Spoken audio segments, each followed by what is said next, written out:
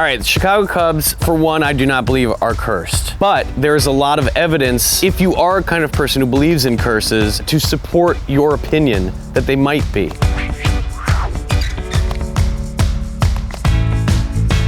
I'll tell you a little bit about the curse of the Billy Goat, which is the supposed curse on the Chicago Cubs. There was a tavern owner named William Sionis. He owned this place called the Lincoln Tavern. There was a truck that drove by, a goat falls off the truck and wanders into his tavern. Well, he loved this thing so much. He named it Murphy, it was his pet, it was like his best friend. He loved it so much he changed the name of the tavern to the Billy Goat Tavern. So William Sionis was this huge Cub fan, and he wanted to bring the goat to a World Series game in 1945. He even bought it a ticket. P.K. Wrigley, the guy who owned the Cubs at the time, looks down and he sees this guy trying to bring a barn animal into a baseball game. And he says, tell that guy to get the goat out of here. The goat stinks. An usher goes down, stops William Sionis and the goat, and he says, you gotta get that goat out of here. Mr. Wrigley says, it stinks. William Sionis says to the guy, it's not my goat that stinks, it's the Cubs that stink, and they're never gonna win anything. I put a curse on the Cubs. The Cubs lose the series against the Detroit Tigers. They don't go for another 71 years. 1969.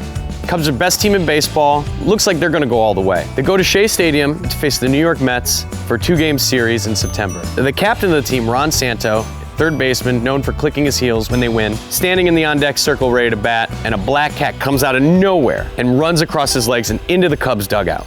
Cubs lose that series, and they go on to lose 8 straight and tank. Now, in 1984, we play a 5-game series for the National League Championship Series against San Diego Padres. The last game of that series, they're ahead of the San Diego Padres going into the last inning. While they were about to run out onto the field, somebody knocks the Gatorade jug over, and it lands on Leon Durham, the first baseman's mitt, and it gets it all wet. So Leon Durham goes into the field with this wet mitt, and a ball comes his way. He's playing first base, and it's an easy out. Should have been a bang-bang play. He misses it. It goes right through his legs. So 2003, which also happens to be the Chinese Year of the Goat. We were 5 outs away from going to the World Series. 5 outs away, and the Bartman incident happens. Mark Pryor's on the hill, hits a foul ball, and a bunch of fans go for it. At the same time, the outfielder, Moises Alou, the left fielder, he's going up for it. And the fans reach over, and he's there. I mean, it's a foul ball. It's not a big deal. That should have been it. But Moises Alou, the ball falls away, the fans grab it, and the TV keeps panning to this guy, this little lonely dude named Steve Bartman sitting there. He wasn't the only fan going for the ball, you know?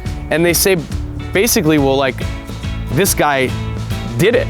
You know, this guy, because the next play, what happens is it's a ground ball, a simple routine ground ball to Alex Gonzalez, this shortstop, and he bobbles it. Now everybody starts thinking, it's this guy. If he only didn't change our luck. They literally turned Steve Bartman into a scapegoat. Last year, we're in the playoffs. We hit the Mets again, the dreaded Mets. They have this player that just started to light up on us. That guy's name was Daniel Murphy. The GOAT's name was Murphy. So it's all those little parallels. If you connect the dots, yeah, you can craft this amazing story of a curse. Flash forward to 2016, we're looking to the future. I think the culture of the fans, management, the ownership has put the past in the past. They've done a great job of looking forward. Whether you believe in curses or not, we're built to win. And I mean, as a Cub fan, that's such a special thing for me to think that, like, I'll get to see more of this.